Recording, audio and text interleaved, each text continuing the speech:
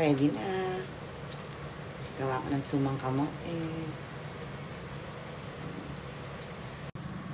Hi, ako'y gagawa ng sumang kamote.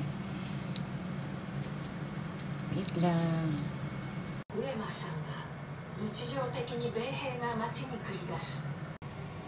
Yan, nakuskus na yung kamote. Kamoteng violet. Lagyan ko na ng sugar.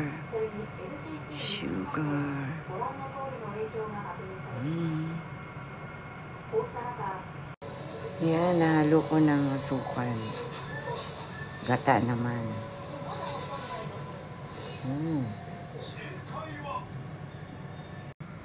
Ayan na. Steam ko na siya. Try lang.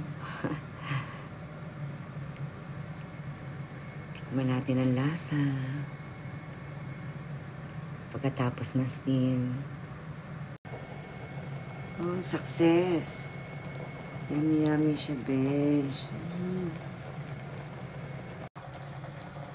Sarap, besh. Para siyang kasaba cake. Kaya nilagyan ko ng cheese. Sarap. Kain na po.